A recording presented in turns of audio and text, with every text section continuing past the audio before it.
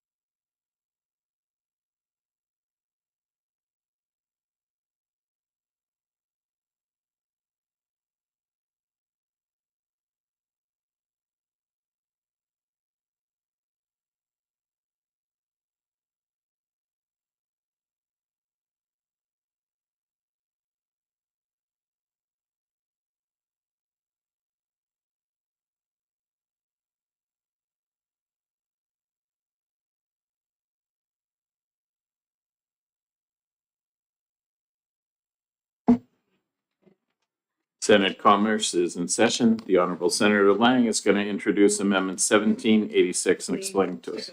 Oh, I'm sorry. I thought we were already there. Motion for executive session. Thank you. Seconded by somebody, Richard.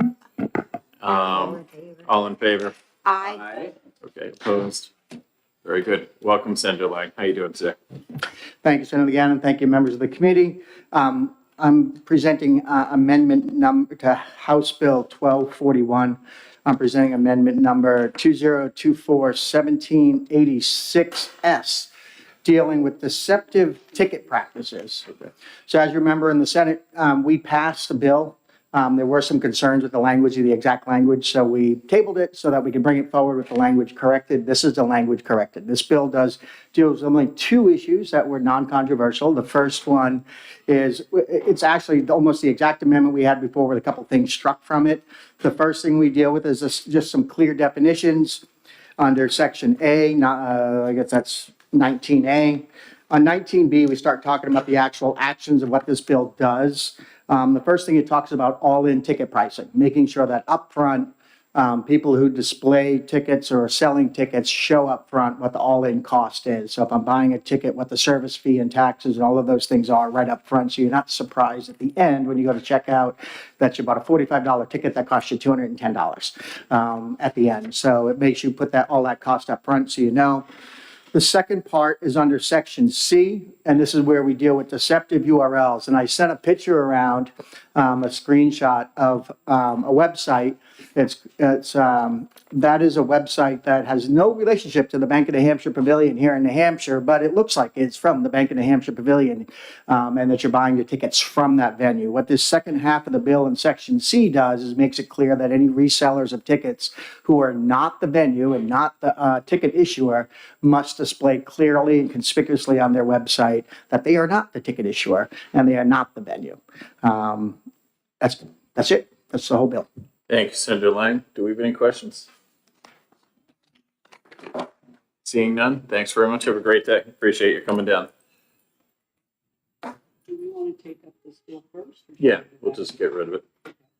I would move ought to pass Se- on 1241, the underlying bill. Okay, I'll second that. thank you, Sanders.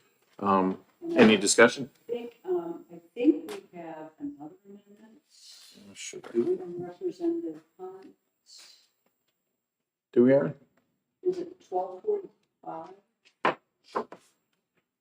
Or was that already incorporated? I think it's incorporated. I didn't think It's we had anything. incorporated. Okay, sorry. Okay. No, I'd rather you say it now. Okay, that was good. All right, let's go to the incorporate. So then I would move the new amendment, which is 1786.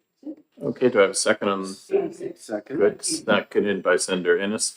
All in favor of the amendment, say aye. Aye. Aye. Okay, and I'm gonna make a motion of ought to pass as amended. We got that. Oh, we already have that. Oh, I'm always doubly eager. We're ready to vote. Okay, Yeah, ready to Mr. vote? Chair, Yes, ma'am. and I don't want to belabor it, Okay. but as you know, this has been a long time coming, and I think that this is a good first step. I think that we can probably do more and better going forward, but I'm grateful for the work that has been done to get us to this point. So, thank you. Senator, I know you'll do more next year, and I look forward to seeing it. Anyone else? Let's vote. Denise? Okay. The all in favor motion, all in favor say aye. Aye. Opposed?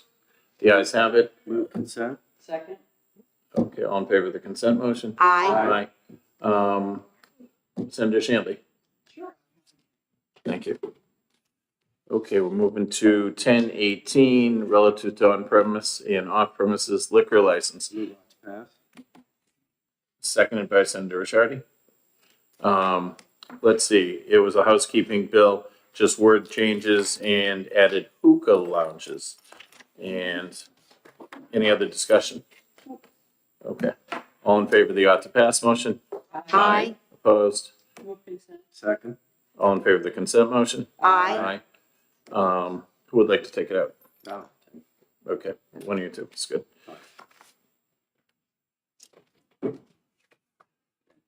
Okay, I'm gonna make a motion of interim study on 1082, an act relative to professional limited liability company assistant manager status. Senator Susie might have more to say about this, but I looked at it as I have a very small law practice, gets smaller the longer I'm in the Senate. And if were my wife to try to close it, it just would not work well. And other people, other small practitioners might find themselves in the same thing, same boat. The lawyers are also meeting to discuss this, I believe, later this week on Friday. And that'll take a few weeks to come out, so I thought maybe we'd just wait and see where this lies next fall. Does anyone else have any other thoughts? No, I hear you. Sorry. I think interim is fine. I think Okay. there potentially needs to be something done to the statute for the, Yep. to address the process, but I'm happy with waiting. Okay, anyone else? Yeah. Okay, I'll second the motion because we didn't second it. thank you. Okay, all in favor of the interim study motion, say aye. Aye. Aye. Opposed? Move consent. Second. Second, on the consent motion, how do I have votes? All in favor? Aye. Aye. Okay, who would like to take it out? Anyone? You want to? Senator Susie, thank you.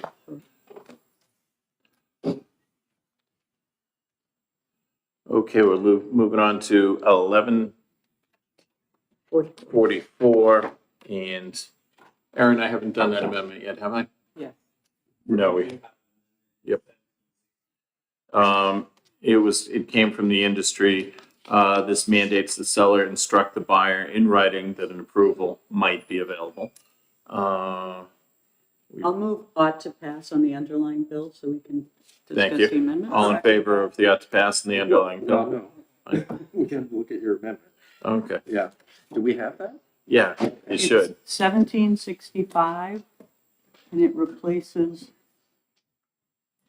the first section of the bill. My understanding is there was an issue raised by the Realtors and in consultation with DES, and This was their solution. that was their solution. So I think there's consensus on the amendment, so. Aaron, do we need a motion on 1765 on the amendment? Okay, I would move ought to pass on the amendment 1765. Okay. Senator Shamley seconds, I believe. Or maybe not. Not yet. Okay, I will. okay, thank you, Senator Ennis. Do you need more time to read this? Senator Shamley? Actually, I've read both the amendment and the bill, and I'm just trying to understand the practical differences.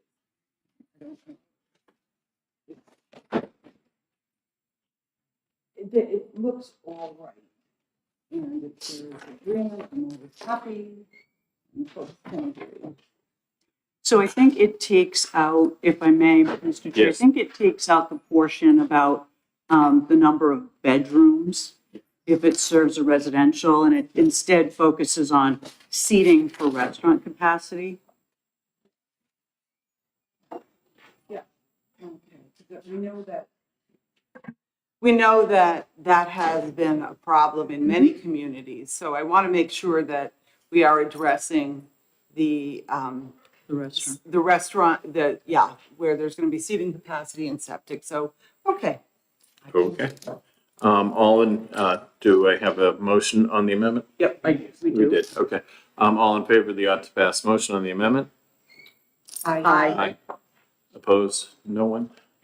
Move consent. The ought to pass as Yeah. amended. Motion on the ought to pass, how do you say? Aye. It was a long night. Now you Um, Now I move consent. Yeah. Second. We're getting there, painfully. Move consent, so the consent motion passes. Who wants to take it out? All in favor. All in favor of the consent Aye. Aye. Opposed? Ayes have it. Who wants to take it out?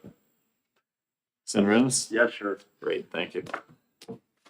Okay, moving along. Relative to prohibiting lease agreements of equipment for buildings. I can't hold off. We have to do everything today. Oh, So today is it.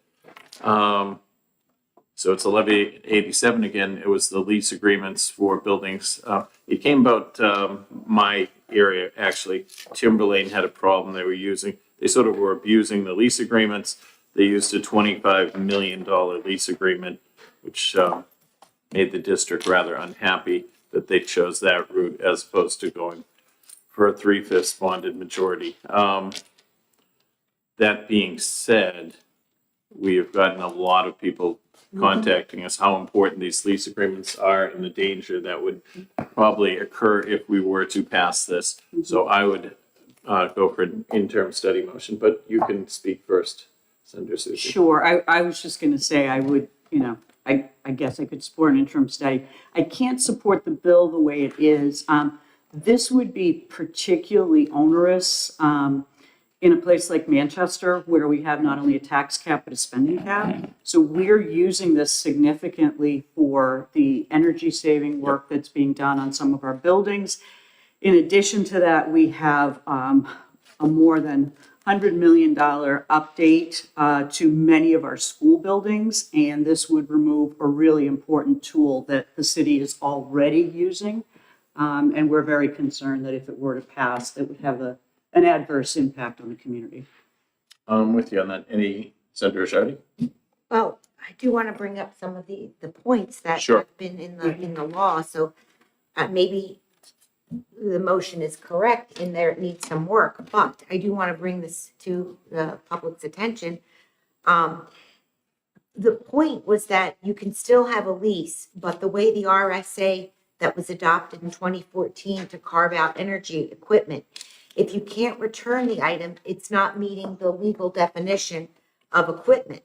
A fixture that is defined something, fixed or attached to a building as a permanent appendage or as a structural part. So the 2014 law change was around solar. And I've read the legislative record, and solar can be removed and returned with a non-appropriation clause. And my understanding was that the RSA was a bit abused during COVID, and that building renovations with elevators and windows and boilers are being done, and it's millions of dollars over the next 20 years. And it just violates the RSA to go before the voters for the 2/3 majority. So it's a loophole. Maybe it does need more work, but I do want to make sure that, in the record that Sure. I said that. Thank you. I appreciate what you said, and we will look more into it, and I will, because all the sponsors on the bill are in my district, so I will be looking more into it. But I think interim study is appropriate, as were Senator Susie's reasons. So we have a motion for interim study. All in favor of the interim? I'll Yes. second it. All in favor of the interim study motion? Aye. Aye. Move consent. Okay. On the consent motion, how do you say? Aye. Aye. Okay, the ayes have it. And Do you want to I'll take take it it up, up? yeah. Since it's your- 1201, relative to payment of wages for deceased. I'll move on to pass. Thank you. Do I have a second on the ought to pass motion? Thank you, Senator Shardy. So basically, if in back years ago when this came out, $300 was a lot of money. And now if you're deceased, 3,000. Sort of keeps up with inflation, so it's an adequate amount now to cover. And it was, anyways. We think the 3,000 is a great number. And so on the ought to pass motion, any other discussion? All in favor of the ought to pass, say aye. Aye. Opposed? Move. Second. Okay. All in favor of the consent motion? Aye. Aye. Senator Shanley? Sure. Thank you.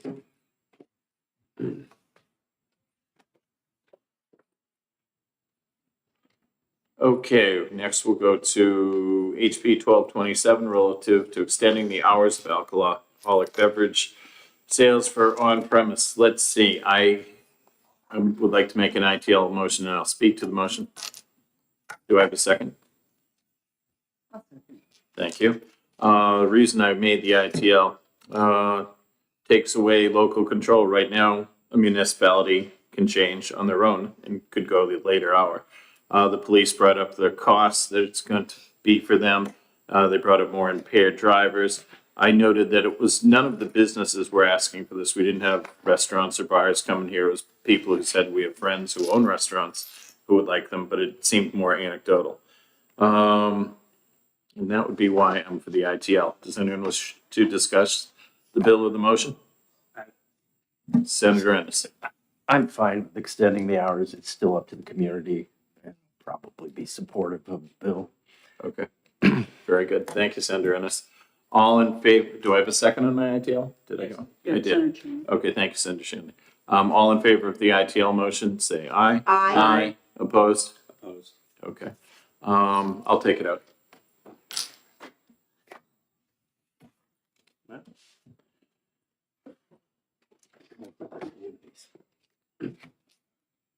Okay, we're moving on to 1243, revising the laws relative to retail installment sales of motor vehicles. Let's I would see. move ought to pass. Thank you. I'll second it. So I think Senator Susie, you're going to say how it's banking industry wanted this. It's clarifying model legislation. Yeah, it's consumer protections. I don't know if you have other things to add. Yeah, I mean, it looks voluminous, but it's basically updating the statute. It's been a long time coming. So these are the retail installments for motor vehicles. And the department does license those entities, and it's part of their upgrades to their licensing system. So I Okay. would support it. Anyone else? Okay, we have an ought to pass motion. All in favor of the ought to pass motion? Aye. Aye. Opposed? Move consent. Second. On the consent motion, how many say aye? Aye. Aye. Opposed?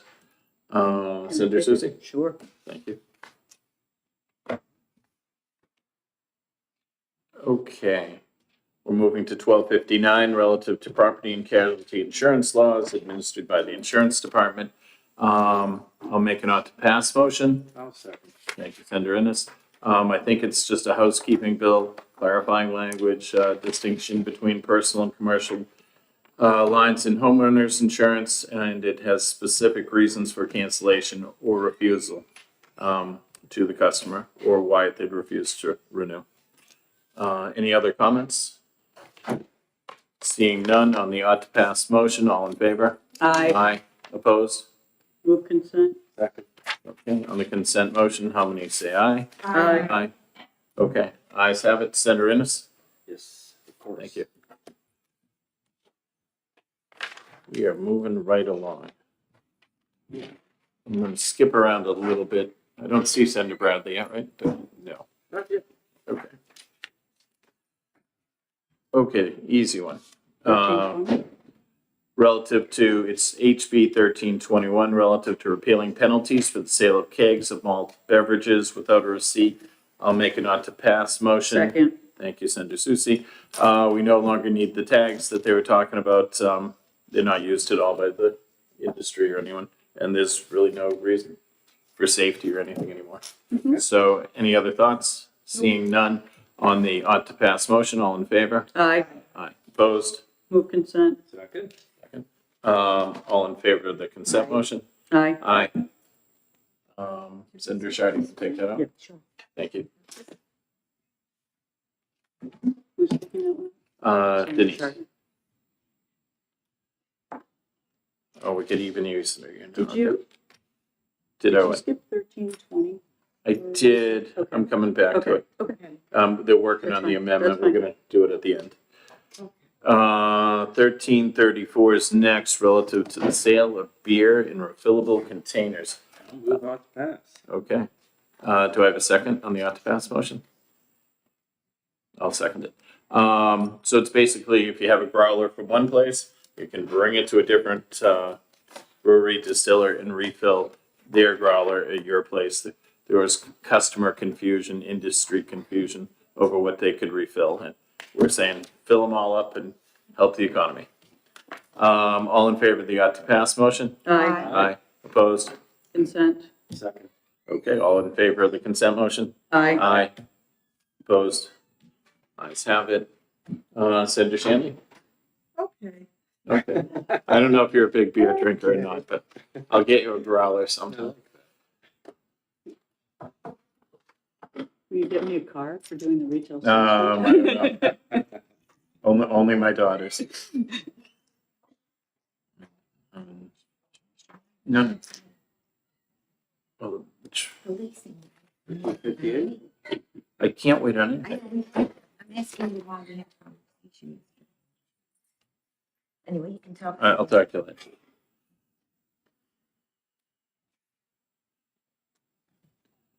Okay, moving on. 1358, relative to tenant and contract manufacturers of beer, wine, and liquor. I'll make an ought to pass motion. Thank you, Senator Ennis. The tenant and contractor brewing, they're combining them into one. Is that correct, Senator Ennis? If I recall the bill. I'm blanking on this one a little We bit. talked about it a minute ago. We did. We talked about it a minute ago. 1358.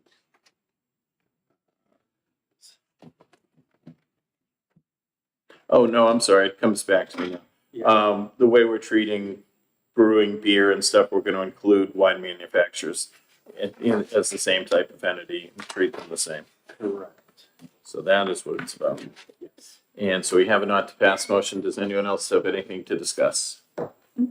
Nope. Okay, we have a not to pass motion. All in favor of the ought to pass? Aye. Aye. Opposed? Move consent. Second again. Okay, all in favor of the consent motion? Aye. Aye. Senator Ennis, Of course. you're a drinker. So. No. I didn't mean a heavy drinker. I know you Not like this morning. you like a beer now and then. There's nothing wrong with that. Okay. 1624. Yep. Okay, oh yeah, 1624. Senator Wallace brought an annual Billy's tried, and I think he's at the top of the hill finally. So he wanted to 1624 relative to allowing the distillation of hobby liquors. So he takes beer and wine and brews them down from 100 and 200 gallons to 20 gallons of like brandy and other products.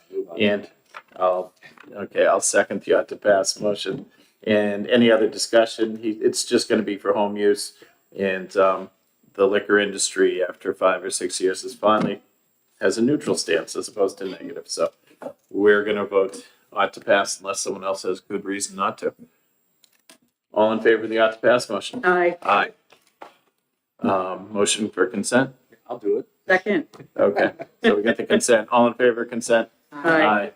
Okay, and you'll do this keeping with your Yeah, sure. your Yeah, since I'm a drinker. it's your liquor day. I didn't mean to say that publicly. I apologize. I didn't say heavy drinker. So let's see. Give me a little bit. Do we not have an amendment on 13? Yet? They're I thought working we on that. did. Aaron, correct? They're working on that this morning. Yeah. So we'll do that after we finish 1291. 1291. And Senator Bradley's not here, so we should probably go out of exec, Aaron, and then we'll go back in when he comes. So recess? Oh, Um, good idea. Why don't we do? Yeah, we'll take a 5-minute recess and then see Yeah. if Senator Bradley's here. If not, we'll just continue the other hearing. So, okay, motion for a 5-minute recess. Oh, we gotta come out of exec first. Motion to come out of exec, It was You did. moved. I'll second it. and we're there. All in favor? Aye. Okay, 5 minutes. So I'm going to head over to election. now, Okay, But then I'll come back. when he gets here. If somebody would just text me and.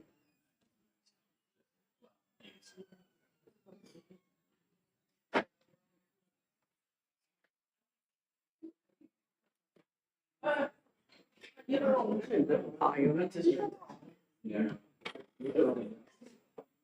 I don't remember, I did talk to him in this one, I didn't remember changing. Yeah.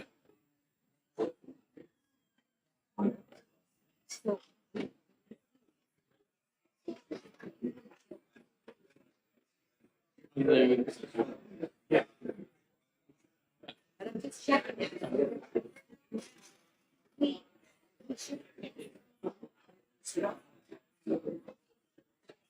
Just give me.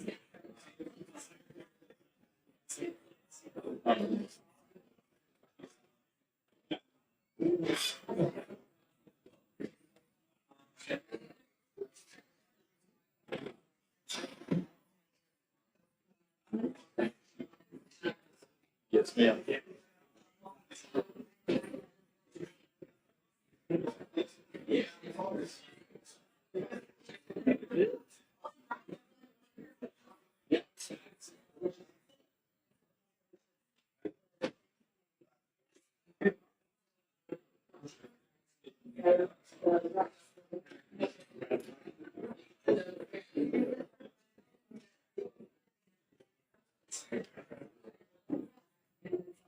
This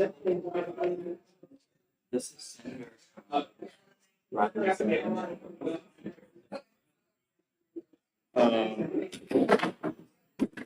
Sorry, whatever you took that time.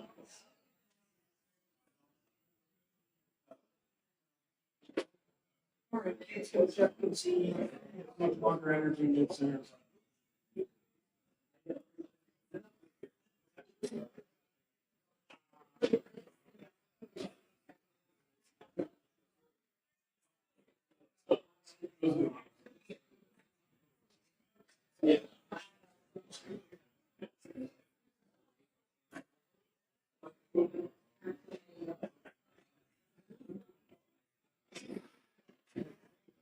Yes. That's good.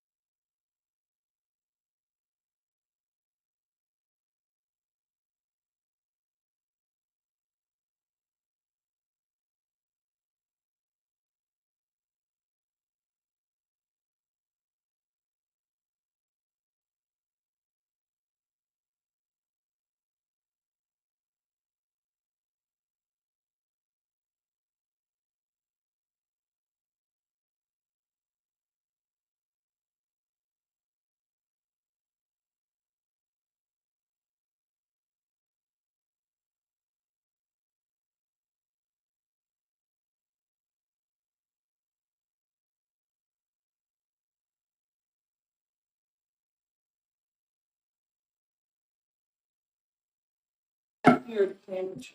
Here. Okay, I apologize for our disarray. We're trying to wrap everything up today.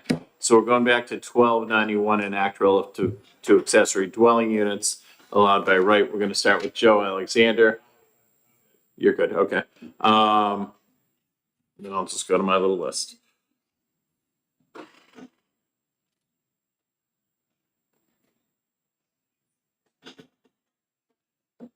Nick Taylor. Good morning, Nick. How you doing? Good morning, Mr. Chairman, members of the committee. I'm Nick Taylor. I'm the Executive Director of the Workforce Housing Coalition of the Greater Seacoast. We're a nonprofit that serves Stratford County and Rockingham County with the mission of advancing diverse housing options attainable to our workforce. So we are here today in support of House Bill 1291. I think this committee has heard plenty of testimony in the whole legislature around the need for more housing options that are attainable to members of our community at attainable price points. We really believe that accessory dwelling units are a great option for that. They're generally more affordable. They're a naturally occurring affordable housing option in that they don't require any sort of state, local, or federal subsidies to be built and still rent generally at below market rate rents. And by allowing the ADUs by right, that will make financing easier. It will make predictability easier. We have seen in our region that there are community banks that have started to put ADU lending products together specifically because the market is asking for this. However, it makes it more difficult when they have to go through burdensome hearing processes to do that financing to make that predictability. So you have the market that is putting a solution forward, but is being held back by some regulation around this topic. On property rights, this is obviously a bill that increases property rights for homeowners. They're allowed to do more with their property to alleviate the housing shortage. From a community standpoint, ADUs are a great form of gentle density. They fit right in, whether it's a barn, a garage, attached to a house. They are allowed more density without, really changing the character of the neighborhood. And then on the question of supply, the St. Anselm Center for Ethics and Society does an annual survey on voter attitudes towards housing.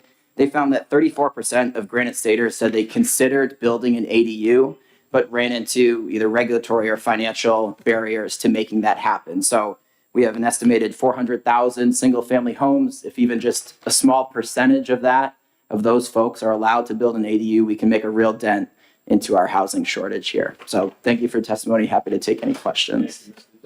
Any questions? Seeing none, thanks. Have a great day. I'm gonna problem up here with that saying. Roberta's real clear. Is it? I had two people like Roberta. Second. Yeah. Thank you, Roberta. I'm sorry, I didn't want to butcher your name. So. You can either say it or spell it. Usually not both. Okay. How do you say it? Acer, Oeser. Oh, I was never gonna get that. I know. Okay. Nice to meet you. We're gonna do 3 minutes for everyone else coming because we got a lot to get through. So just summarize right off the top of your head. Look at me and channel. Okay, so my name's Roberta Acer. I'm from Ringe. I've served about 15 years on and off on the planning board as selectman and also as elected. Presently, I'm chairman of the planning board.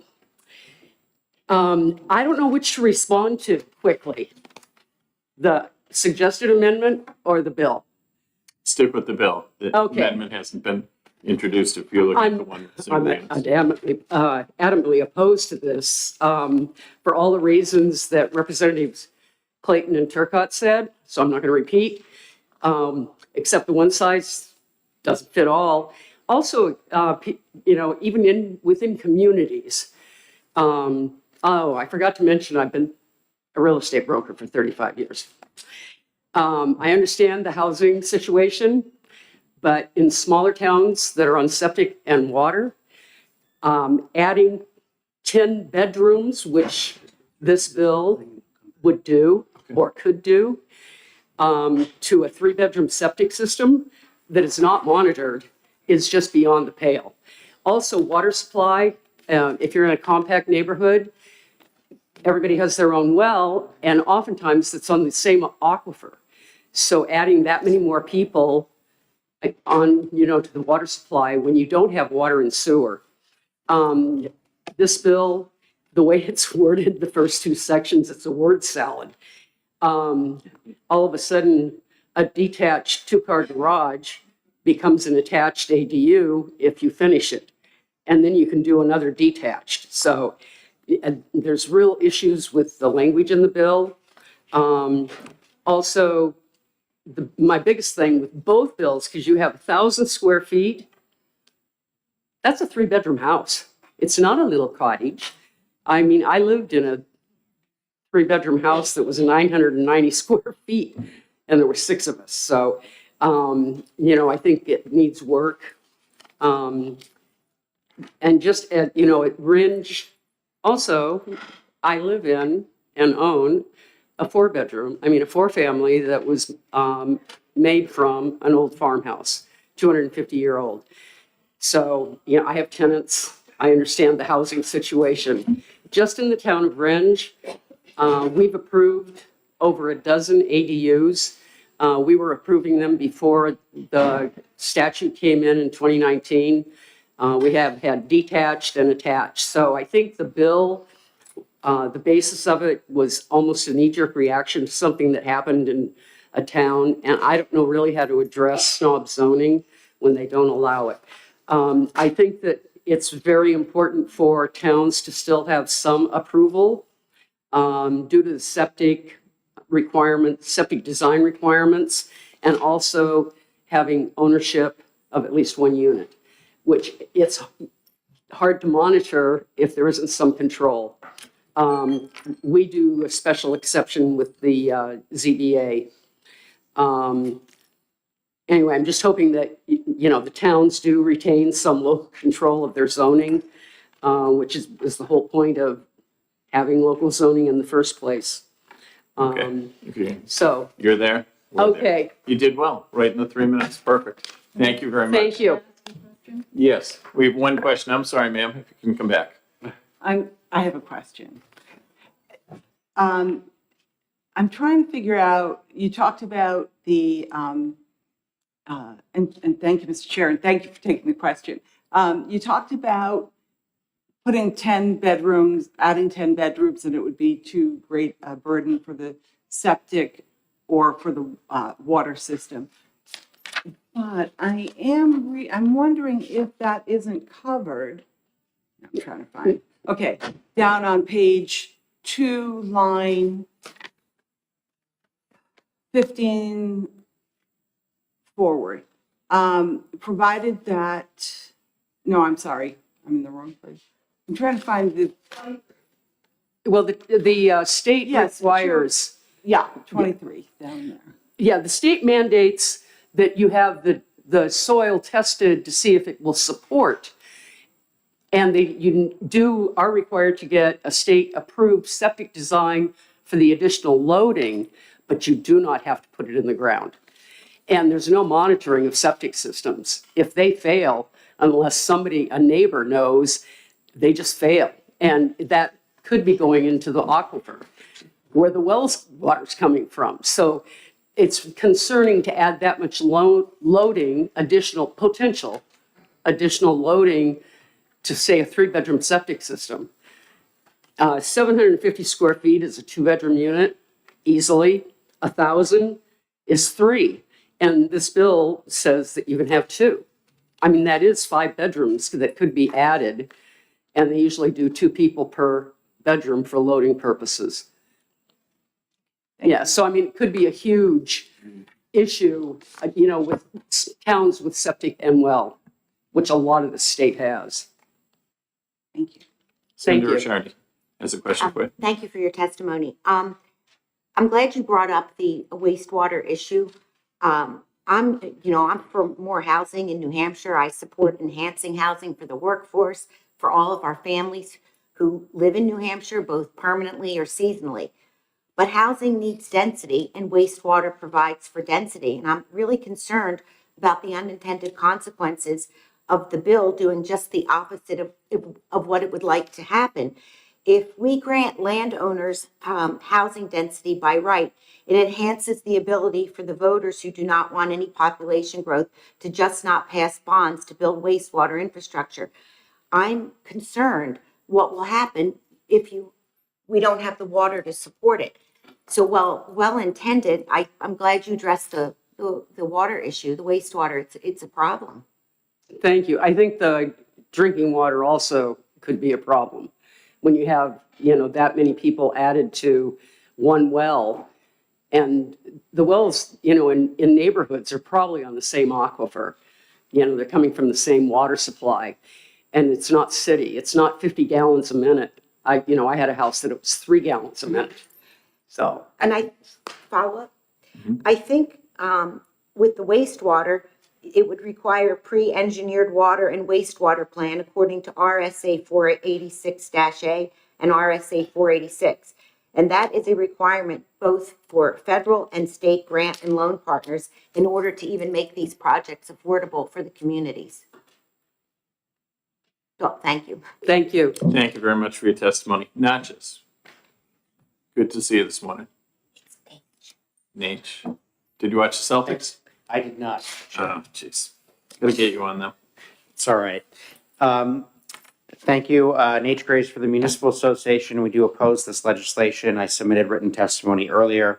I will briefly summarize some points here. The Municipal Association does oppose land use mandates. We support local control. We think that local voters should decide how their town.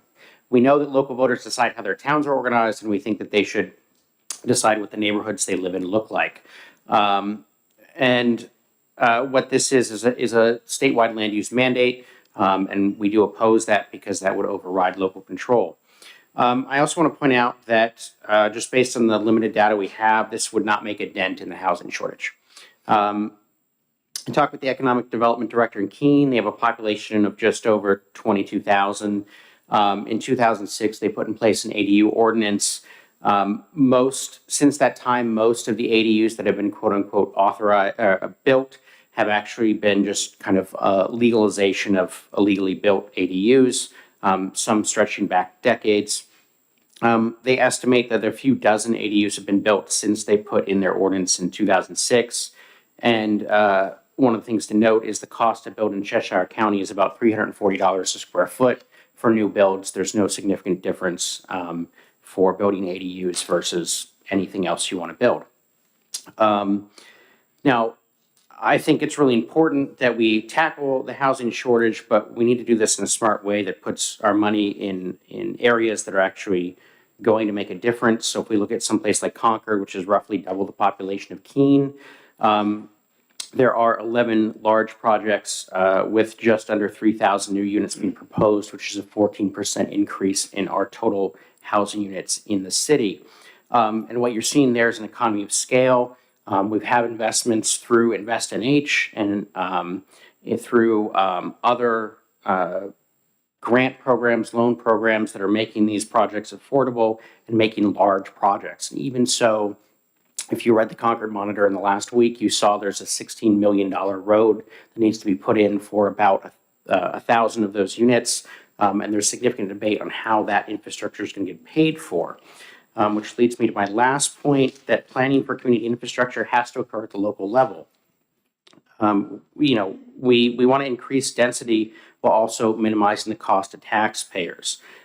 We want to make sure that the roads, the water, the sewer, all of that infrastructure can support what we're building and also do so in a way that makes sense, that will increase density while also lowering the cost. And that's what we see when we actually have planning at the local level. And that's what we need to invest in. Happy to take any questions. Thank you. I'm going to go first. You said the ADUs wouldn't make a dent at all. Do you have a projection? Do you have like data on that? I think you do probably as you head there. So I will say there's very limited data in our state on what we have. The state collects some data on ADUs, but not really they're not broken out in terms of what they're built as. Kind of the best estimate we have is from the Mercatus Institute. A bunch of people have mentioned that already. And what that basically says is that New Hampshire has more ADUs per single-family home than elsewhere in the country, including places that have quote-unquote more liberal ADU laws. But what that doesn't take into account is what we're doing at the local level. So 206 of 215 municipalities with zoning have local ordinances about ADUs. More than half of those have already adopted detached. I also attached an article from the Union Leader from a few weeks ago that illustrates a lot of changes that just occurred at the last town meeting. So where this is appropriate, local communities are taking action, and they are doing this already. Thank you. Senator Shardy? You actually answered my question. I wanted confirmation that 206 municipalities have already adopted a provision in their zoning for accessory dwelling units, and so you answered my question. Thank you. Yeah, thank you. Very much. Thank you. Chris Norway?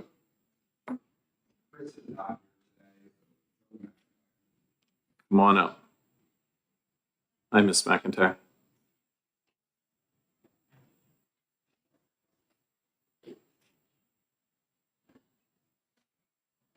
Good morning. morning. I'm Joni McIntyre. I'm a broker at Coldwell Banker J. Hampy Associates here in Concord, New Hampshire.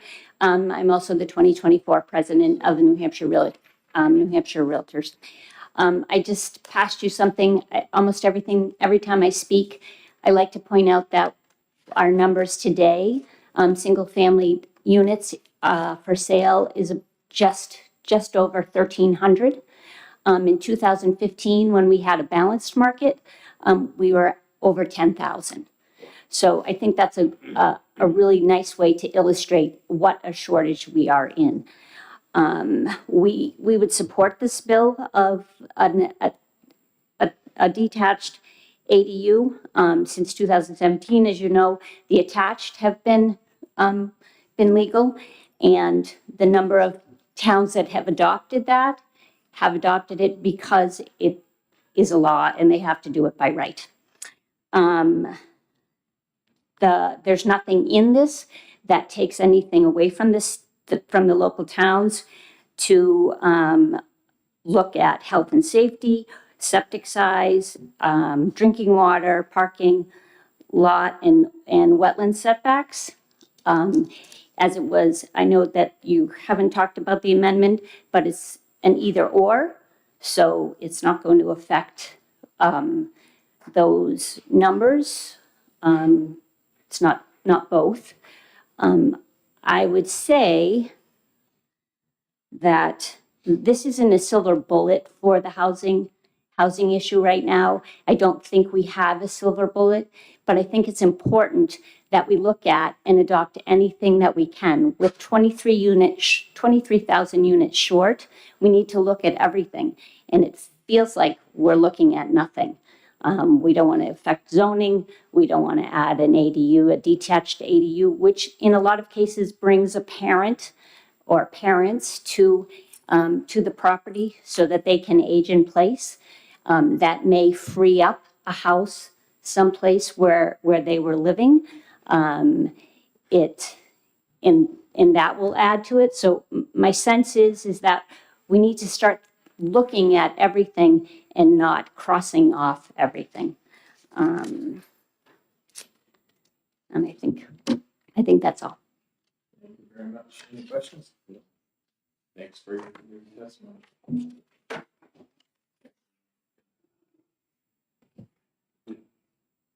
Rich Epstein.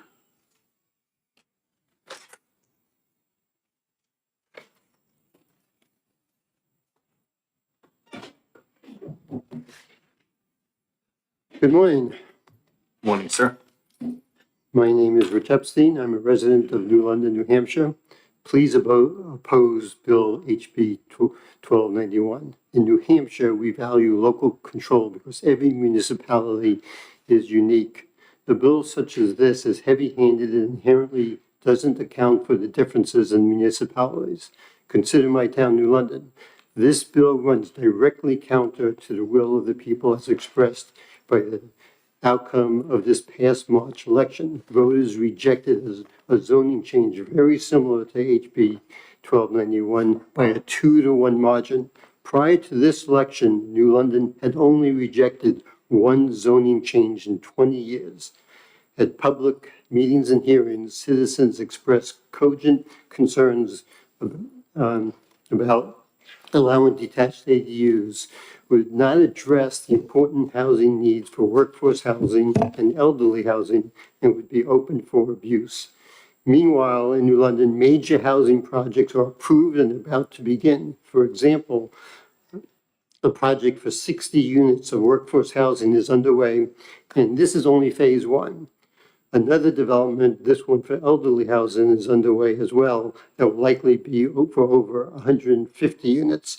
These projects alone will result in major increase in housing relative to the size of the town, let alone other new housing coming from the usual development. New London residents have shown a commitment to these projects and recent changes loosening zoning amendments. Already being the fourth most dense municipality in the region of 25, New London is clearly not a NIMBY town, being not in my backyard.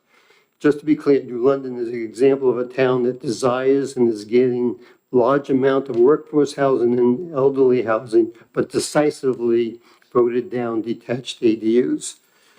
Already, nearly half of the New Hampshire municipalities allow detached ADUs. I queried New Hampshire Housing and the Office of Planning and Development for data on the build-out of detached ADUs, and they indicated there wasn't any good build-out data available despite almost half of municipalities allowing them. So there isn't build-out data justifying a bill such as this.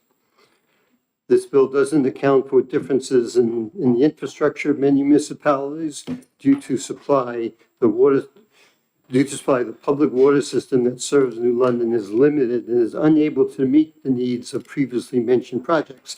These are only happening because they could provide water for the residents through constructing wells.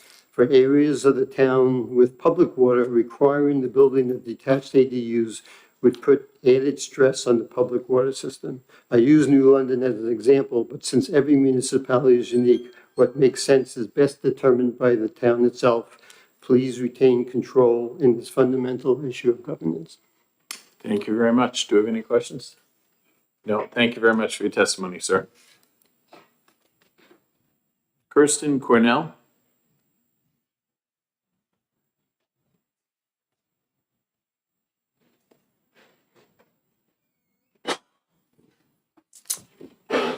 Hello, my name is Kirsten Cornell. I'm with New Hampshire Legal Assistance. I'll keep this quite brief. We all know that there's a severe housing crisis. We all know that we need more housing. There's a lot of talk about the missing middle that goes along with this bill. And I think it's important to understand that when we don't have the middle, that has an overall impact, especially on folks who are my clients who are lower income, who are not able to access the housing that they may be able to if there were other types of housing available. We also heard from the disability community in this session saying that they needed a variety of types of housing to allow their children to have some independence, but to also still be protected and to have some support. I think that overall, whether or not something makes a dent in a housing crisis is less important than whether it helps at all. And so I am in support of this bill. I think that anything we can do to increase the housing supply is to the benefit of New Hampshire's people. Do you have any questions, Senator Sharkey? No. Thank you very much. I'm going to go back to Roger. It looks like KM Gray. We couldn't, is there a Roger in the room? Whose name we can't make out? No, that's not this. Well, maybe. Okay, we'll go with, it's close enough. Come on down. You're the next contestant. Good to see you, Mr. Murray. How you doing today? Thank you. Good So you morning. got 3 minutes. The less you read, the more you talk. New points, all great. First of all, I'm speaking in opposition. I'm Roger Murray. I'm a resident of Wolfboro. I'm a member of the Wolfboro Planning Board, but I'm not speaking on behalf of the board. I do agree with the prior comments, both last Tuesday and today, of those in opposition to this bill in terms of community character, taking away local control, and the one-size-fits-all approach to New Hampshire, which I don't think fits. I have particular concerns about this bill, which will allow basically the number of dwellings on a road to be tripled. Roads in New Hampshire, including town roads, including the one I live on, could not handle that tripling of housing on the roads. And this is a problem that would be even worse on some of the old roads, particularly serving lakeside cottages. I'm very concerned about the impact this would have on lakes and water quality, particularly at a time when cyanobacteria is an increasing concern. This would allow three families on lots intended for one. It would be soil compaction, stormwater runoff, trampling and removal of vegetation. And when people come to the lake, they bring a lot of stuff. And many shorefront lots are not very large. There would be problems with families competing for places to swim, dock space, places to tie up boats, rafts, particularly in towns in bodies of water that are not subject to the state's mooring law. A real concern is the provisions of Section 11, which address the conversion of existing structures into ADUs, whether or not they meet the setback requirements. This would allow a garage on a really too small lot to have a second dwelling, which you really couldn't accommodate, and there's no way the towns can address that under this bill as drafted. In many places, some of the old ones, the garages are located right next to the road or the right of way. If these were converted to accessory dwelling units, that would be a significant safety hazard. And while this may not be the intention, as drafted, this bill would allow a boathouse, existing boathouse, or a newly constructed boathouse, which would then be existing, to be converted into an ADU. This would be contrary to the Shoreline Water Quality Protection Act and would get around the 50-foot setback. I don't believe this bill will solve affordable housing. I think good comments have been made by the prior speakers, but I think it would be a real bonanza to the short-term rental business. I mean, we have a real problem with that in Wolfboro because it's using up what otherwise would be good rental housing. Thank you. Thank you very much. Seeing no questions, you have a great day. Ben Kramer. Morning. Good morning, sir. Good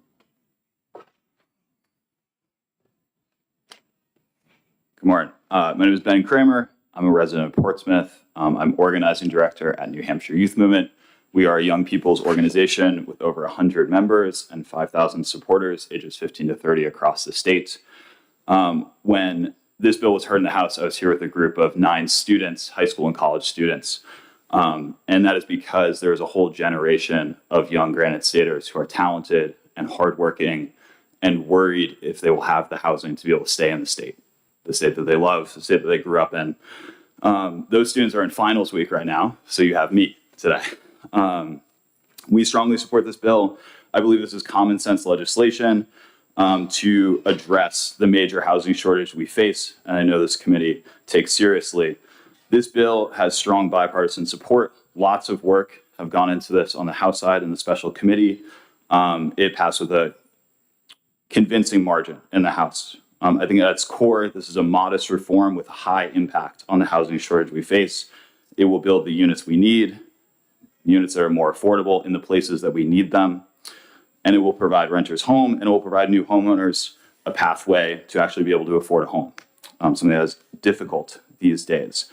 I wanted to address some of the points previously made about the impact that this would have. I believe this will have a significant impact on meeting the housing shortage that we have. In the 2013 St. Anselm study from the Center of Ethics and Society, the voter attitudes on housing survey, 34% of Granite Staters said that they consider building ADUs. We have over 400,000 single-family homes in the state. If just 10% of those people built a one-unit ADU, that's 40,000 units of new housing. That is a significant dent in the housing shortage that we need to close. I just wanted to provide a brief personal story because this is something that's shown up in my life. I recently moved to Portsmouth. My partner and I have lived in New Hampshire together for about 10 years. We lived in Newmarket for almost 8 years before having to move to Portsmouth. When we were looking for our next apartment, we couldn't find anything in Newmarket that suited our needs. It was within our budget. We had to raise our budget considerably, and we found a unit in Portsmouth. And I like Portsmouth, but I love Newmarket. It's the community that I've put down roots in. And we would like to move back there someday. And lucky for us, we have some friends that recently moved to town. They bought a house, and they have an unfinished space above their garage. And they're trying to figure out how they will afford this house. They just recently had a baby, and they're renovating the space above their garage into a one-unit, it's about 1,000 square foot apartment. And they'll get income from that. They'll be able to fund their childcare, and they'll be able to pay their mortgage. And me and my partner, once it is done, plan to move in. And it will allow us a pathway to move back to the community that we love.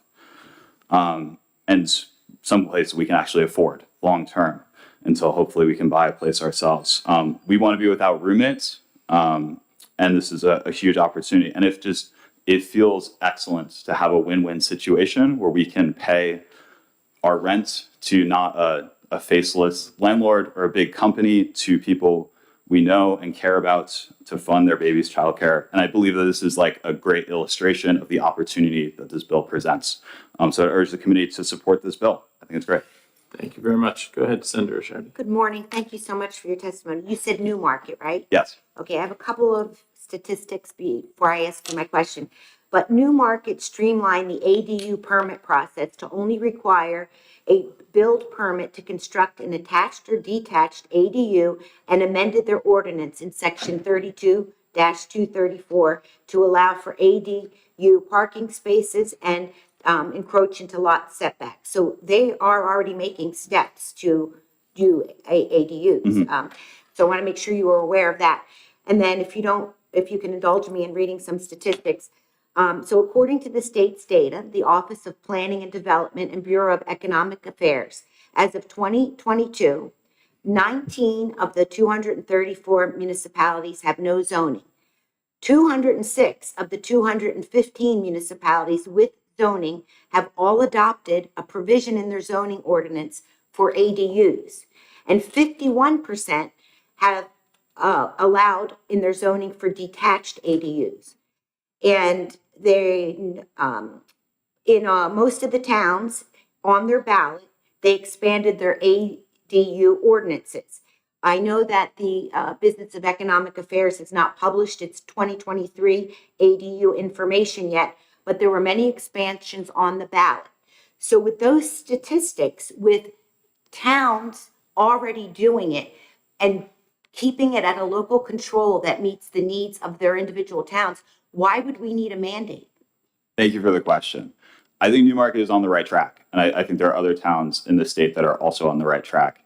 And I know that there are young couples like me and my partner, young people in towns that have significant barriers to creating the housing that they need. And there's people probably in the same situation as me who don't have the opportunity to move back to the town that they love because there are significant barriers in place.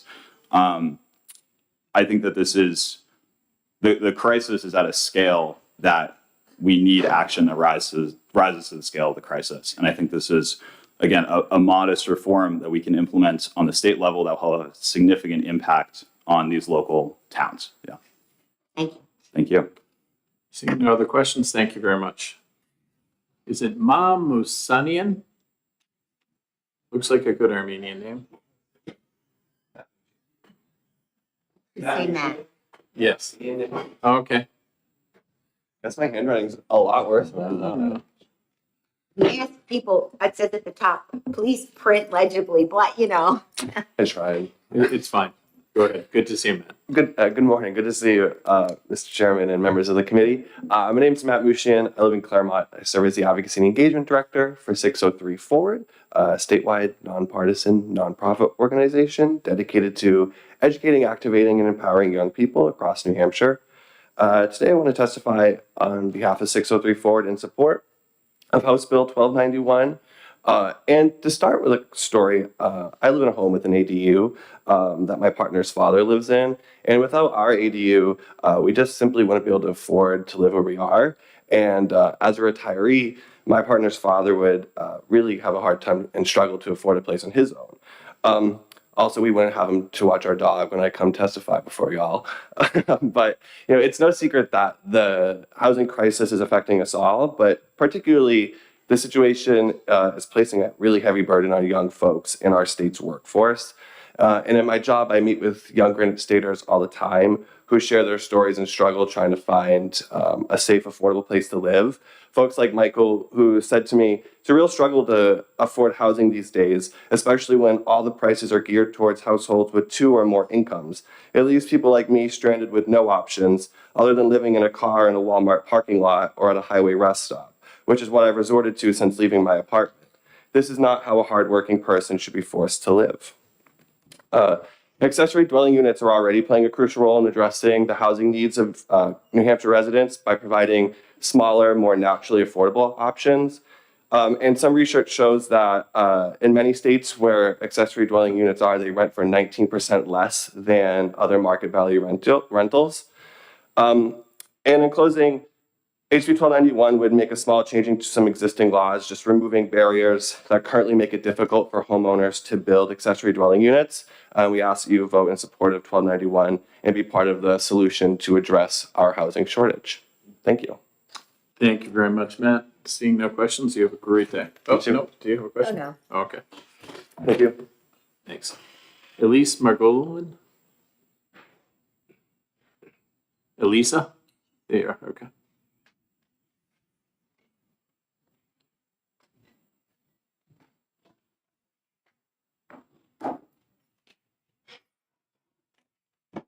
Good morning, ma'am. Good morning, Mr. Chairman and members of the committee. For the record, my name is Alyssa Margolin.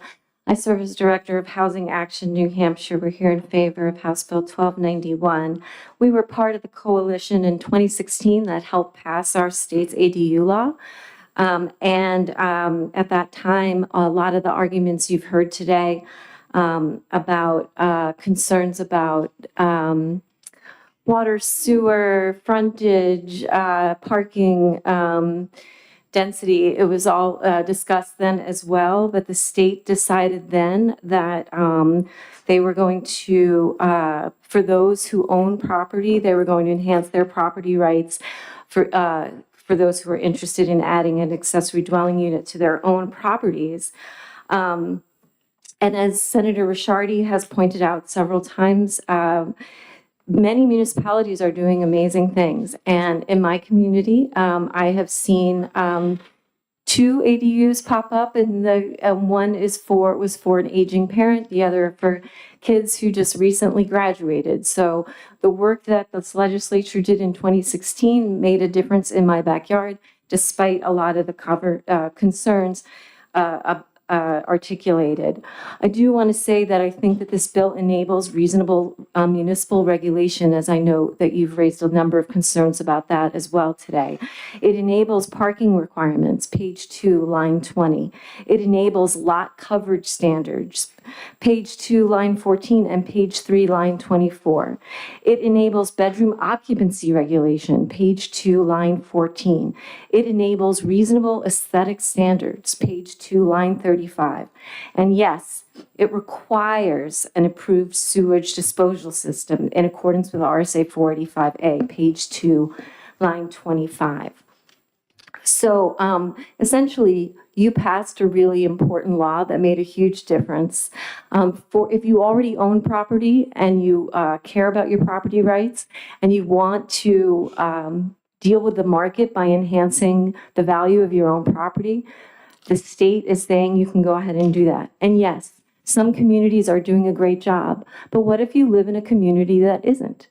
So that is why we're coming to where our state lawmakers are, to say, can you help level the playing field so that those who are living in communities who are putting up unnecessary barriers to converting a garage, to converting a barn, we're asking you to just improve the law we already have. Detached ADUs will align with New Hampshire's rural character, will open up opportunities for those barn conversions, and finally give those aging homeowners a chance to use the money that they have invested in their own backyards to provide an age and pace solution for them.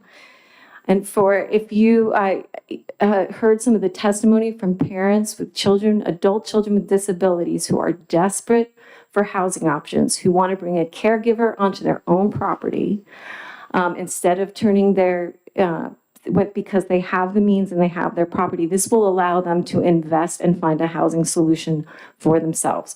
We're simply asking for you to improve a current RSA with fair opportunities for municipal regulation so that you don't change the character of New Hampshire neighborhoods.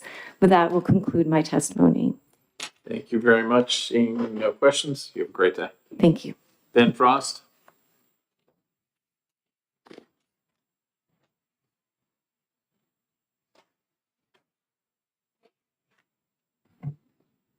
Thank you, Mr. Chairman. Good morning, committee members. I'm Ben Frost. I'm the Deputy Director at New Hampshire Housing, and we are here to express our strong support for House Bill 1291. At its heart, this legislation is about private property rights.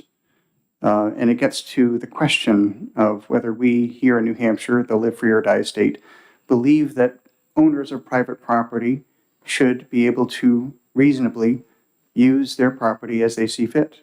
House Bill 1291 answers that question in the affirmative. Yes, we do trust private property owners. This is about accessory dwelling units. What is an accessory dwelling unit?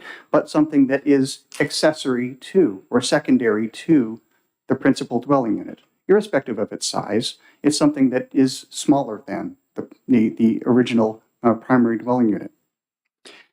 There are a lot of ADUs in New Hampshire, and for the most part, people don't know that they exist because they're utterly transparent to their neighbors, because they don't really have any kind of significant impact on them, because people are just normally going about living their quiet daily lives. These are things that have to otherwise comply with zoning, setbacks and lot coverage and things like that. So consider that someone might want to build an accessory dwelling unit of, say, 750 square feet or 1,000 square feet. What's the impact on the neighborhood? The same impact as a private property owner of a single-family home, adding onto their home a 750 square foot addition or 1,000 square foot addition, which might have a couple of bedrooms in it. Same impact.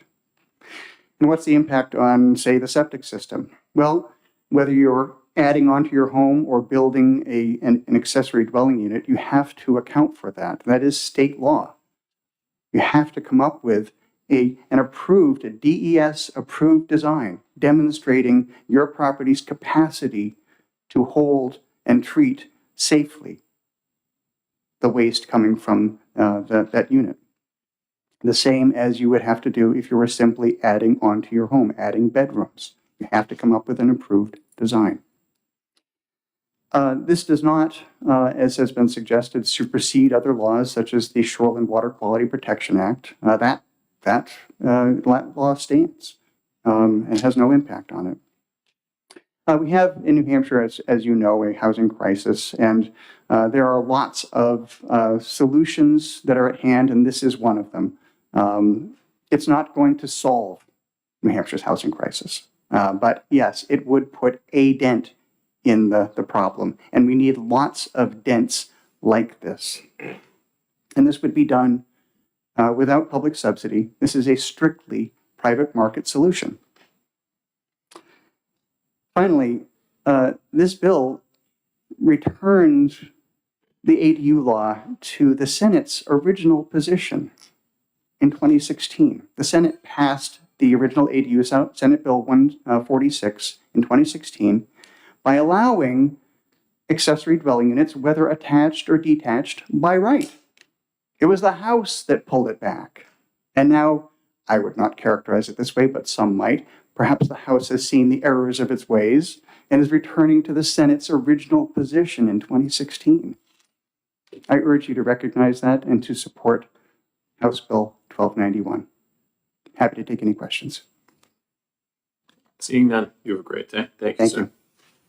Eric Penner? Eric Power.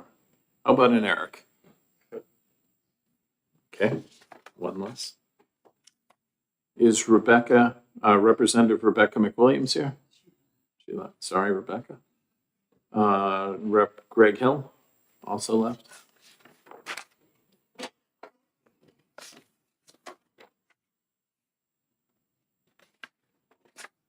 Does anyone wish to speak who hasn't? Come on down.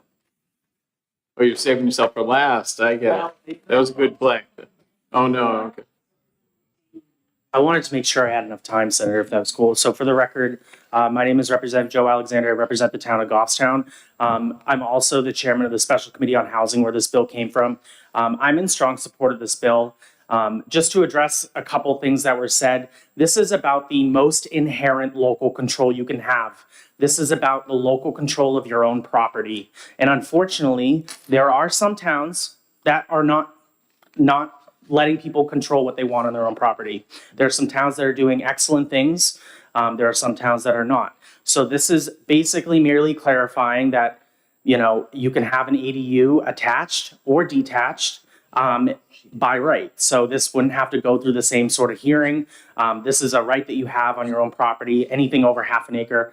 I'm in strong support of the bill. I hope that, you know, I'm looking at this amendment, I guess, that is not offered, but I am also in support of this amendment. So anything that moves the ball in the right direction. This amendment would merely just clarify that you can have an attached or detached ADU by right. I mean, towns can still restrict aesthetic requirements. They can, you know, restrict water, sewer, things like that. So I'm in support. Please vote ought to pass or ought to pass this amendment. Thank you. Thank you very much. You have a good day.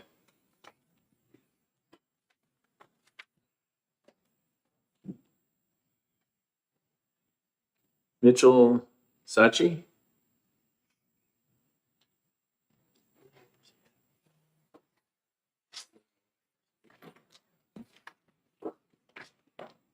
All right, thank you, members of the committee. My name is Mitchell Skokie, and I'm with the Josiah Bartlett Center for Public Policy.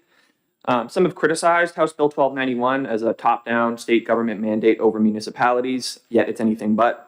The core provisions of HB 1291 simply restore a small, limited measure of private property rights that municipalities have improperly taken away over the years. While our state faces a housing shortage of epic proportions to the tune of nearly 24,000 units currently needed to stabilize the housing supply today, as well as a vacancy rate of 0.8% for all rentals statewide, empowering property owners by restoring some semblance of their property rights is exactly what needs to happen to allow the supply of housing to start meeting the demand. Allowing both attached and detached accessory dwelling units by right and allowing 2 ADUs on a single property, while modest, would represent a meaningful step towards securing Granite Staters' property rights. It doesn't force property owners to add a second ADU. It merely protects their right to do so if they want to. There's been much discussion that this bill would ruin neighborhoods and permanently alter the character of our communities. When the state needs to build an estimated 60,000 more housing units in the next 6 years and 90,000 by 2040 to meet expected demand, then we're going to have to accept some changes if we're serious about addressing the housing crisis. But even so, ADUs are by far the gentlest form of housing with regard to density. One might not even notice that there's an ADU on someone's property in many cases, especially if it's been built out of an existing structure. HB 1291 has been decried as an example of central planning by the state. How is it central planning for the state to give property owners more decision-making power, but it's not central planning for local, boards, politicians, and bureaucrats to exercise almost complete control over property owners' decisions in the name of community aesthetics or character? Community rights shouldn't trump individual rights, especially in the live free or die state, and complete deference to localities is a recipe for unlimited local control. I would like to point out, however, that 2 provisions of this bill would limit its effectiveness and discourage the creation of additional ADUs. The provision amending RSA 674721 would be stronger if it stated that 2 ADUs were allowed by right. Allowing 1 ADU by right, regardless of whether it's attached or detached, is an improvement over current law. But giving municipalities the option of subjecting a second ADU to approval by conditional use permit or special use rather than guaranteeing it by right gives localities the power to find ways to reject them. And as we've seen, it's very likely that localities will find ways to deny the second ADUs. Additionally, the provision amending RSA 674-7210, permitting municipalities to require that the second ADU meet the definition of workforce housing and the definition of affordable would likely work against the overall goal of HB 1291 to create more housing. Such restrictions discourage the creation of new housing units in general by limiting to whom and for how much these ADUs are to be rented, if they're to be rented at all, because as many are used to house property owners' relatives, their parents, grandparents. Their application in this bill would likely do the same. Just granting Granite Staters the ability to build a second ADU by right would do more to unleash market forces and encourage property owners to meet the state's high demand for more housing. Right now, property owners want to do their part, but unfortunately, they're not being allowed to. We know that increasing the supply of housing does in fact lower housing and rental costs, but only when supply is permitted to increase enough to actually meet demand. In these ways, letting property owners build up to 2 ADUs by right would be more productive than allowing one by right and subjecting the second to an additional unnecessary approval process. Thanks for allowing me to speak on this bill. Thank you very much. Any questions? Seeing none. Representative back there. I'm sorry I missed you earlier behind Adam. Thank you. And I wasn't here very long, so. Oh, okay, that's good. I appreciate you calling me up.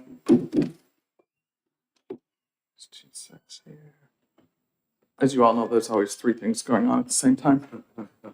Good morning. Thank you, Mr. Chair and committee members. I'm Representative Hope Damon, Sullivan County District 8, which is half of Sullivan County, Ackworth, Langdon, Leominster, Goshen, Washington, Springfield, Sunapee, my hometown of Croydon, and the city of Claremont. Quite a lot of diversity in housing need and terrain and situation in that district. As others have noted, ADUs are gentle increased density that is very compatible with the housing environment. I want to just offer some clarifications for more complete understanding of what House Bill 1291 endeavors to do, and I'll apologize if I'm repetitious since I was not able to be here for all of what's been spoken. 1, this bill does not change the municipality's right to deny an ADU, whether the first one or subsequent, if it doesn't provide for adequate water and adequate sewer. I know there was testimony last week in that regard that was not correct.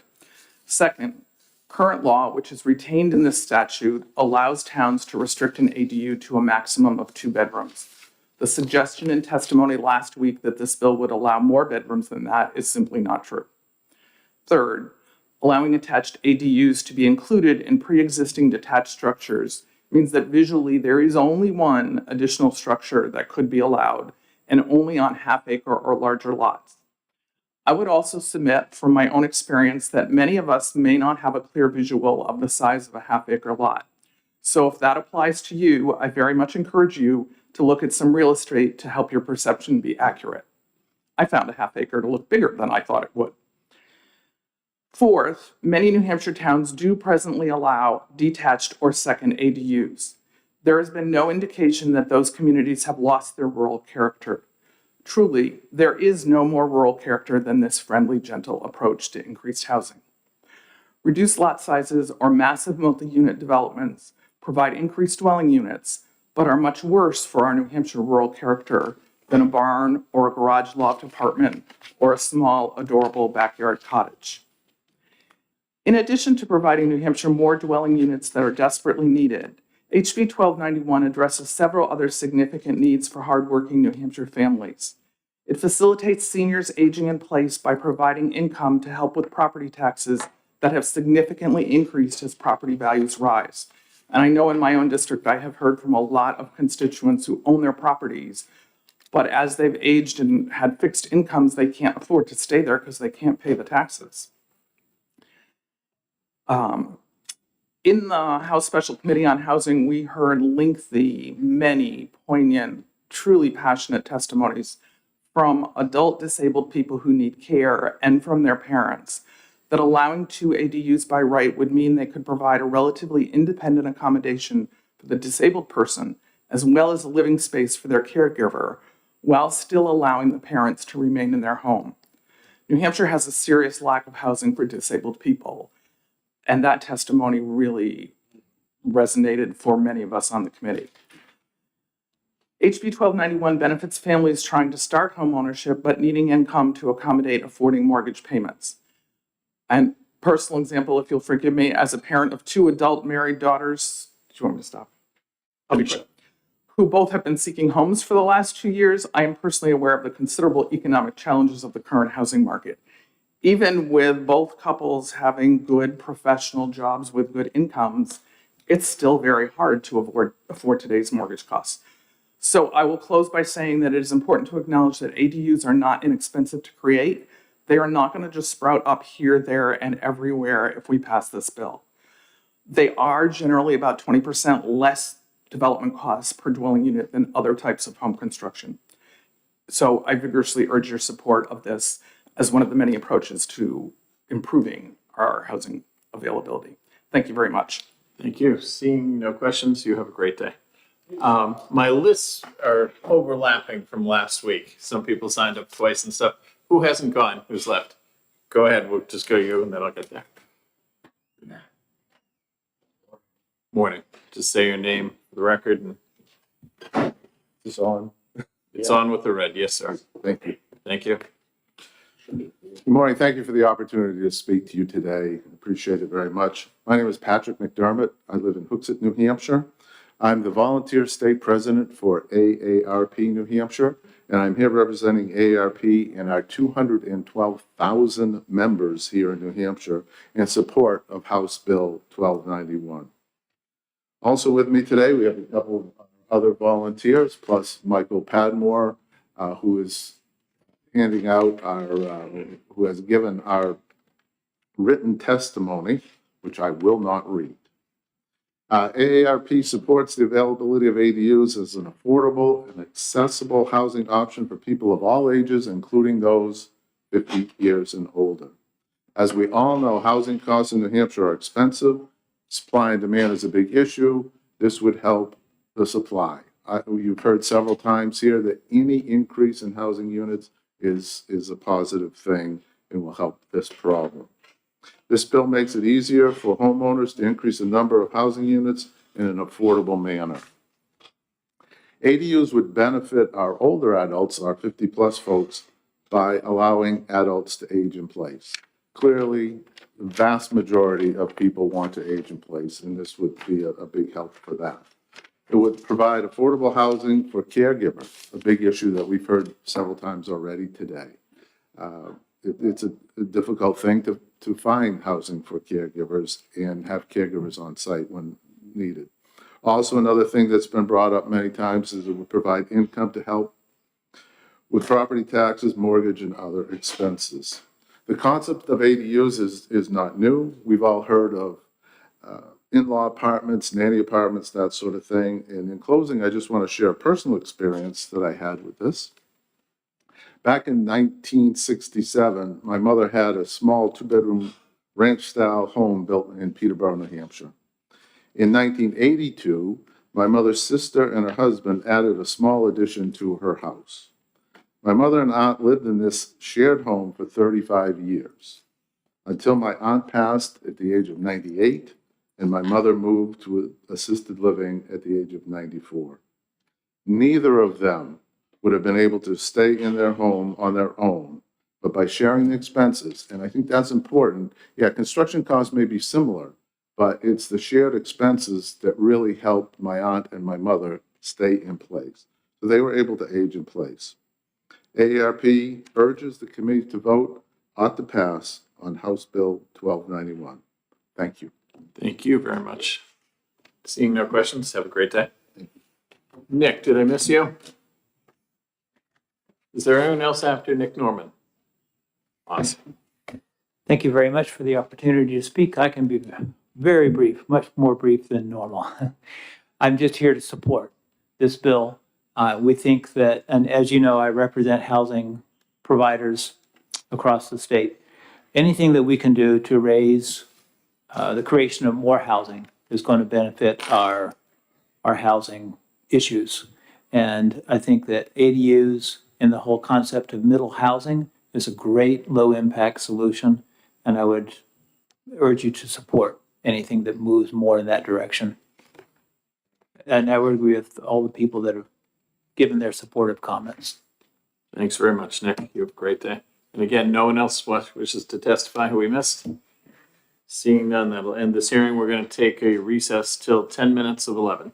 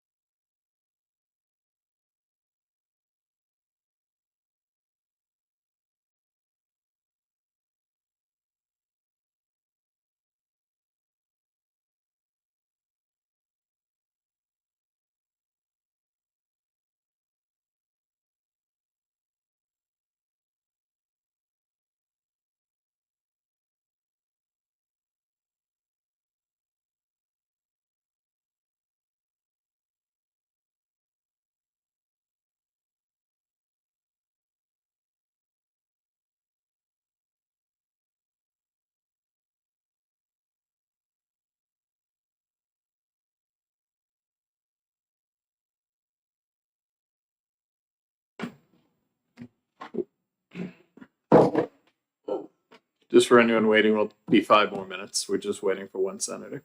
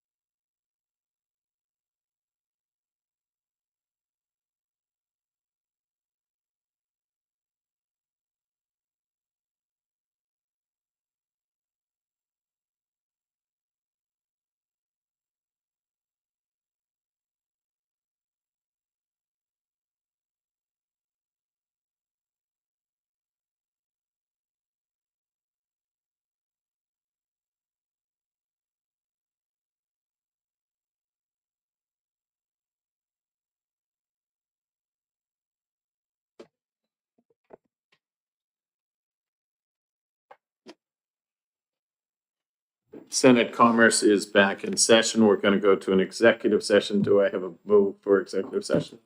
Second? Thank you both. We're going to start with 1291. Oh, I'm sorry. Okay. All in favor of going into executive session? Aye. Aye. Opposed? You- She's hemming and hawing over here. Okay. Anyways, we're going in anyways. We're gonna start with 1291 relative to accessory dwelling units. I'm making a motion for interim study. Senator Rishardi wishes to speak on that. I'll second the motion, and I'd really like to speak to it. And I know the intent, and I do know that we have a problem with housing. And as I said before, I am for more housing in New Hampshire. I support enhancing housing for the workforce, for the families that live here in New Hampshire. But this bill is really not needed. Part of the opposition is that towns can already do this. In addition to the dozens of towns that already allow for this, or some version that works for them, and that the voters have agreed to. One of my towns in my district, Greenfield, they just passed one of the most aggressive ADU ordinances in the state without being mandated by the state. So if they were to find issues or concerns in the future, they could vote to revise it, but not if House Bill 1291 passes. I think the intent is good, but it has unintended consequences.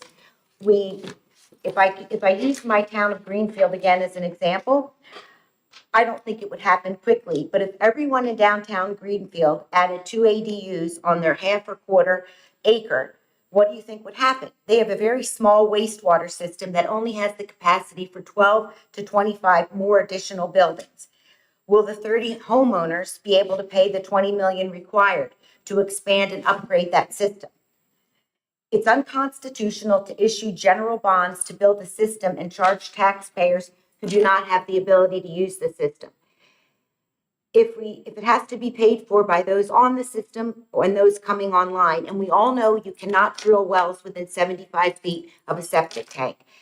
I think the legislation hasn't really considered some of these issues, but a local community can react to these issues as needed. And for those reasons, I support the interim study motion. Thank you. Senator Ennis, yes. Thank you, Mr. Chair. I'm going to support the interim study reluctantly. I think maybe an amended version of this bill would be nice that takes us down to a single unit. But as I look at this in the big picture, I see a couple of things at play. One is property rights. We have a tendency to constrain those at times, and I think it's always in our best interest to try to remain as free and open as we can possibly be. And then I look at my own family situation. I try not to do that, but sometimes it just creeps in. My mother and father live in an ADU with my sister and her husband. My nephew is severely autistic, and his father is a single father at this point, and he'll never live alone. So an ADU would be ideal for a situation like that. We also have a housing shortage, and I recall a couple of weeks ago, we turned down a bill that would allow landlords to evict tenants at the end of a lease because of said shortage. I don't think that shortage has gone away in the last 2 weeks in spite of that bill not making it through. I think the bill has proper protections, and I like that, but there maybe could be more. But I'd also ask you, when you're driving around the state of New Hampshire over the next week or so, look at some of those old farmhouses. Because when you look at those, you will see some of the first ADUs that appeared in our state to house the family and to keep them around to work the farm. This isn't new, it's just different. Thank you, Mr. Chair. Thank you, Senator Ennis. Senator Shamlin. Thank you, Mr. Chair. I support the bill. I support the bill as it arrived to us. I certainly can appreciate that it might need some improvement, and one of the amendments that I did see looked like it could possibly improve the bill. I think for many of the reasons that Senator Ennis just mentioned, we do need this bill. I will also say that I spent some time reading the testimony presented in 2016 on the Senate bill at that time that was passed, and it was persuasive then, and it is only more so persuasive today. The reasons we acted, or I wasn't here, the reason the Senate acted the way it did in 2016, those reasons remain true and are even more so true. And I wish that we would pass the House Bill 1291 with or without some small tweaking, but I do think it's a very important bill, and I'm sorry that the motion isn't ought to pass. Thank you, Senator Shanley. Senator Ricciardi. I neglected to mention that one of the reasons that the bill is not needed is we have 206 municipalities that already have their zoning for ADUs, for attached, and 109 for not attached. And so I feel like to rob the local communities of making the choices that are right for them, since they are already moving in the right direction, would probably not be in the best interest of the people. Thank you. Thank you. Okay, no further comments. There's an interim study motion. All in favor of interim study, say aye. Aye. Aye. Opposed? No. And Senator Ricciardi, you want to take this up? Sure. Okay. We are moving to Senator Bradley, if you can come up, that'd be great. We're moving to HB 1400, and the Bradley amendment is 1904S. If you can explain your amendment, Senator. Thank you very much, Mr. Chair. So last week, I brought in an amendment on House Bill 1400 dealing with the issue of squatters. I would just start out by saying this amendment does not include a change to the parking stipulations in House Bill 1400. I would suggest is a compromise there, moving from 1 to 2. I think that's rational, and I think that it is quite important that we establish that guideline. But moving to my amendment, so it's after Section 1 of the bill. It creates actually, let me back up a second. After the hearing, I asked New Hampshire legal assistant and the organization representing landlords to try to work and craft an amendment to my amendment. This is the product of it. They're both here today, and if you have questions, you can ask them of the negotiations that they had. I think it's a reasonable compromise that does what we need to do. So let me walk you through it. There's a definition that adds a subtenant and an implied tenant. This is to protect the rights of subtenants and implied tenants. The implied tenant is a new concept, I think, that is based upon the knowledge and consent of the lawful tenant and the landlord, okay? And it does not necessarily have to have a signed lease. There are instances of oral leases or oral agreements. The nuts and bolts of this amendment are at the bottom of the first page, lines 29 through 31. It basically says if you're not a person, a legal entity that is not a tenant, subtenant, or implied tenant, you cannot occupy a property without permission of the owner, landlord, or their agent. So without saying the word squatters, that's what it means, okay? If you're not a tenant, a subtenant, or an implied tenant. So then moving along to the remedies. So there was testimony last week by the sheriffs who, under my amendment, were given new authority to make a determination as to whether a squatter was indeed a squatter or a tenant. So there was objection to that on the part of the sheriffs, and I think some of the other people that testified also thought that there should be a expedited hearing process, which is what's contained in lines 4 through 16. Expedited hearing of 48 hours. There is an opportunity to continue a hearing, and the court then has to render a decision on the merits of the case. So in going back, starting on line 24, to establish whether one is a tenant or an implied tenant, there are a number of criteria that the compromise takes into account.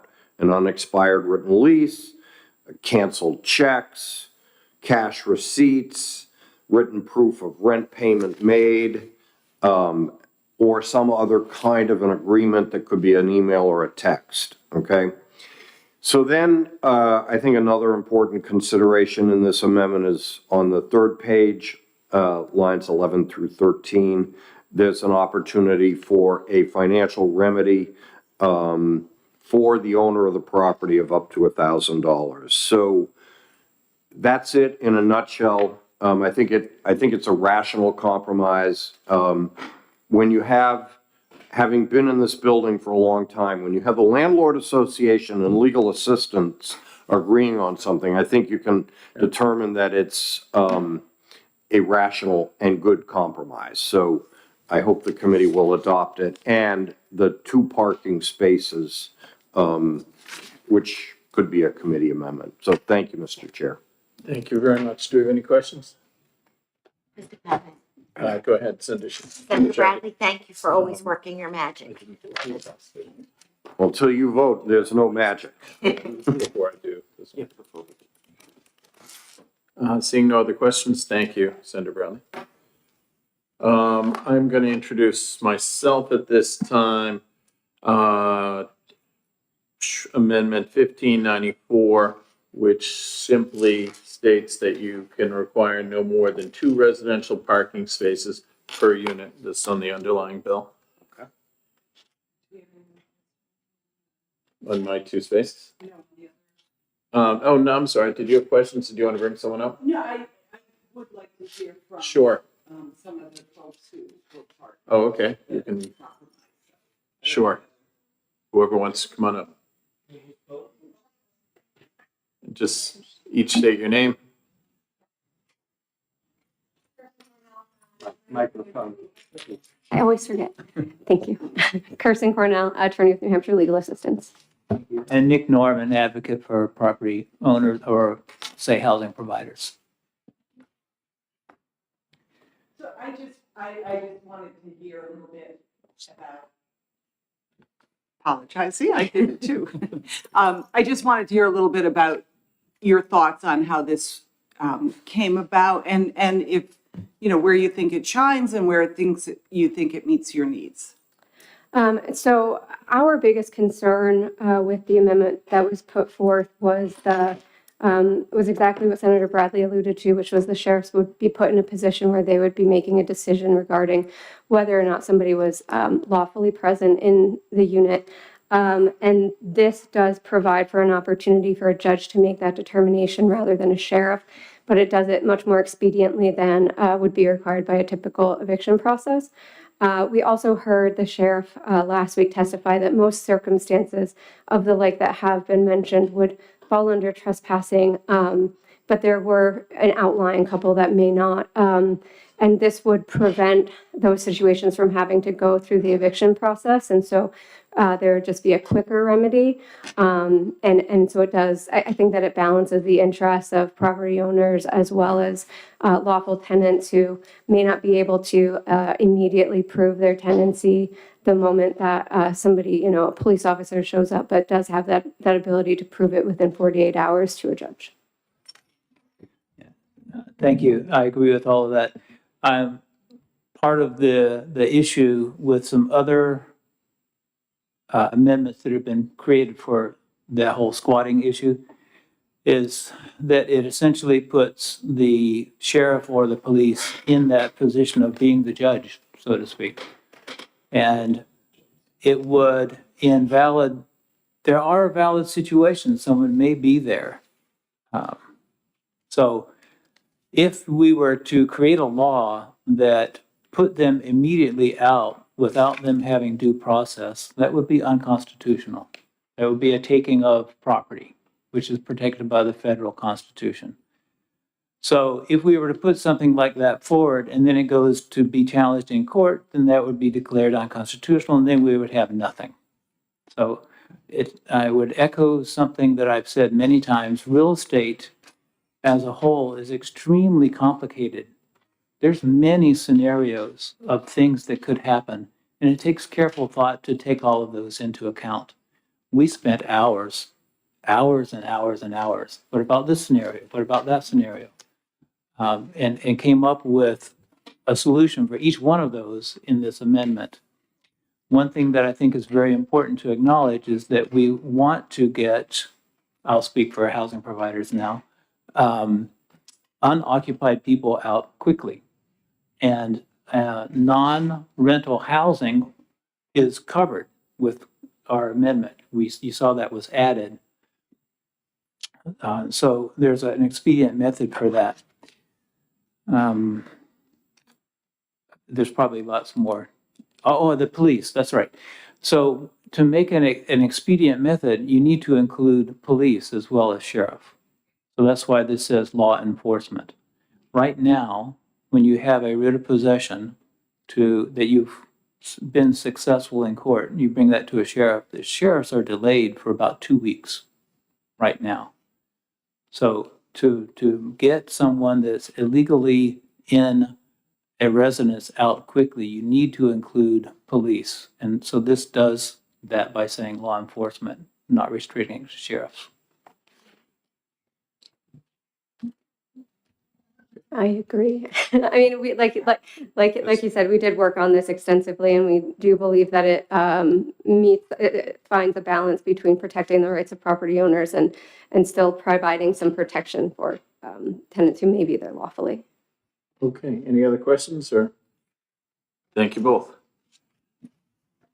So at this time, I'd like to have an ought to pass motion. I'm making an ought to pass motion on the underlying bill. Do I have a second? Second. Okay, and yes, ma'am. 14. Yep. And I know, I'm sorry. And so I gave you Senator, and I had also introduced, the 2 spaces and we'll, for lack of a better word, use water on the other one. Do we have any discussion on either of the 2 amendments? Has the amendment been moved? What's that? Has the amendment been moved? No. I'll make a motion On the amendment. Senator Bradley's first. Ought to pass. Okay, ought to pass. I'll second that. Any discussion? Being none. All in favor of the ought to pass motion on 1904, say aye. Aye. Aye. Opposed? Ayes have it. And the other motion is 1594, the 2 spaces. All in favor? I make a motion for ought to pass. Do I have a second? Second. Thank you, Senator Shardy. All in favor of the motion of ought to pass on 1594, say aye. Aye. Any opposed? Opposed. 2 opposed. Okay, very good. And I'll make a ought to pass motion on the underlying. Okay, Yeah. Okay, so we're voting on the ought to pass motion as amended with the 2 amendments. All in favor, say aye. Aye. Opposed? Did we have all in favor? Yeah. Okay. Do we want to put this on consent or do we need to talk about it on? We need to talk about it. All right. I'll take it up. Okay. Is that our business? No, we have one more. Okay. You're all set, Senator. Thank you. Yeah, 1320. Aaron, do I have the new motion amendment? Okay.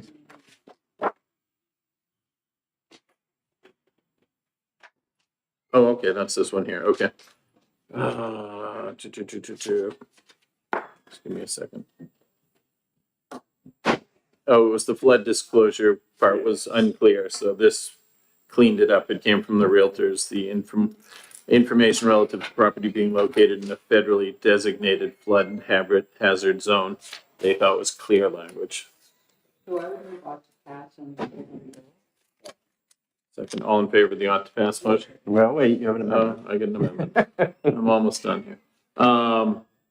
Thank you, Senator What's the Bradley. amendment number, Senator? It is 1929, Senator. I will move on to pass on amendment 1929. Second. All in favor of the ought to pass motion on amendment 1929, say yay. Yay. Or aye. I think that was everyone. Mhm. And now we'll make a motion for ought to pass on the bill as amended. It's been made. Been made. Okay, well, we'll get there. Yeah. Okay, last one. All in favor, say aye. Aye. Opposed? Move consent. Senator, all in favor of the consent motion? Aye. Aye. Senator Innes, you want to take Sure. this up? Yes. Very good. Before we And- exit exec, if I might, Yes, motion. I'd just like to thank you, Mr. Chair, for working with us through what was no doubt a difficult year for you, but you handled things pretty well, and it's much appreciated. And to all the members of the You guys all did committee, great. it's been a joy. Thank you. Yeah, it's been a joy. Thank you, Donna, for all your help. Senator Shanley for working with me. And it's been a pleasure. And we are now adjourned. Nothing changes with me, does it? So, all in favor? Aye.